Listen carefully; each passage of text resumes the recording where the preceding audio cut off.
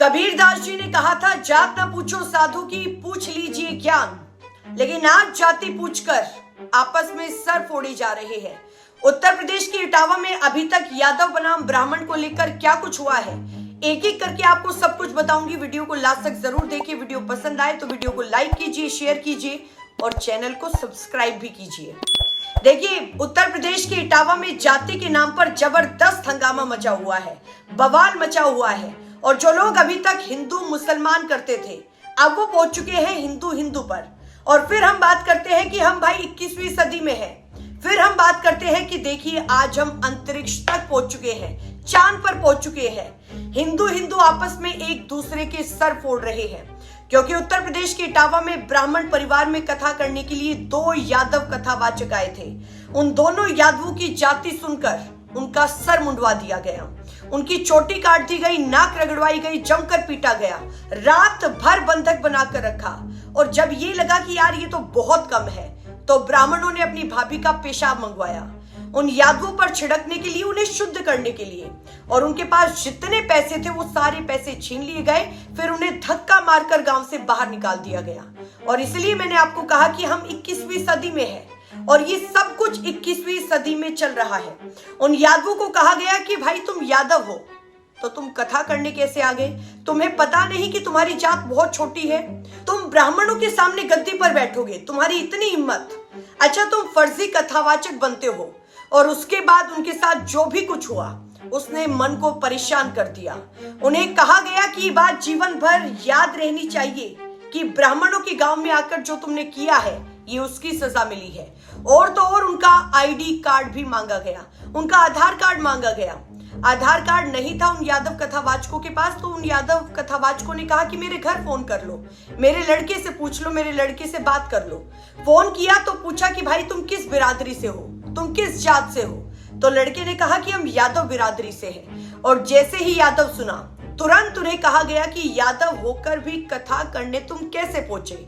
और उसके बाद पुलिस में केस दर्ज करा दिया गया। ब्राह्मणों के खिलाफ एक इन्वेस्टिगेशन टीम बनाई गई, 4 लोगों के खिलाफ एफआईआर दर्ज कराई गई और 50 अज्ञात के खिलाफ मुकदमा दर्ज करा लिया गया।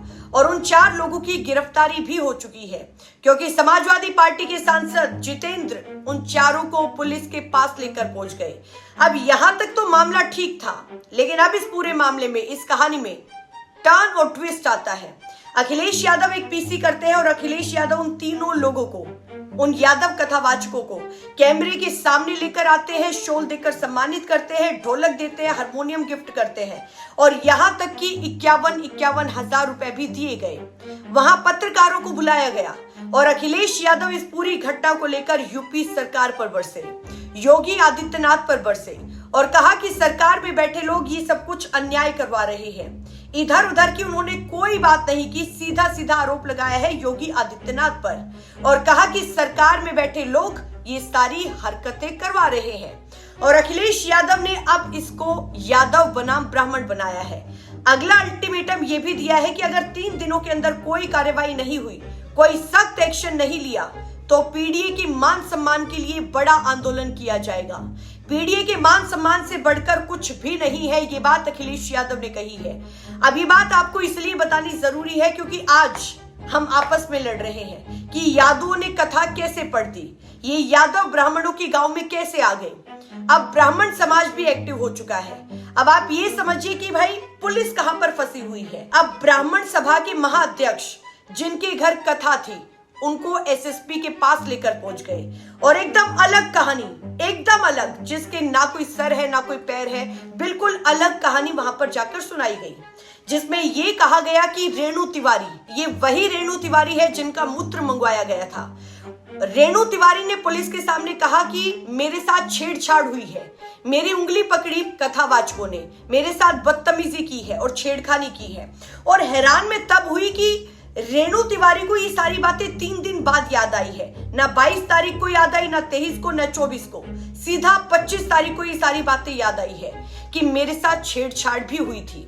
और उसके बाद रेणु तिवारी ने कहा कि फिर लड़कों ने उन यादवों के साथ मार पिटाई की है, हमने पुलिस अधिकारियों से शिकायत की है। और दूसरी कहानी ये बताई गई कि फर्जी तरीके से ब्राह्मण बनकर आए थे। लेकिन सवाल यह है कि अगर फर्जी कथावाचक आएंगे तो क्या आप लोग उन्हें पीटेंगे, उनकी चोटी काट देंगे, किसी महिला का मूत्र उन पर छिड़क देंगे कि एक महिला का पेशाब छिड़का गया है, अब वो शुद्ध हो गए हैं। और ये कहानी 3 दिन बाद ही क्यों याद आई रेणु तिवारी को? अब सवाल यहाँ पर बहुत सारे हैं, क्योंकि जो बहुत सारे वीडियोस वायरल हो रहे हैं उसमें साफ साफ सुनाई दे रहा है कि ब्राह्मण परिवार के लोग ये कह रहे हैं कि यादव होकर ब्राह्मणों के गांव में आने की हिम्मत कैसे हुई, और अब इस तरीके से मनगढ़ंत कहानियां बनाई जा रही है। लेकिन ये बात तय है कि अब इस पूरे मामले पर बहुत सारे टर्न और ट्विस्ट आएंगे। लेकिन उत्तर प्रदेश में अभी फिलहाल ब्राह्मण बनाम यादव हो चुका है। आप लोग मुझे कमेंट सेक्शन में अपनी राय दे सकते हैं कि आपको क्या लगता है कि ब्राह्मण ठीक है या फिर यादव कथावाचक ठीक थे। नमस्कार।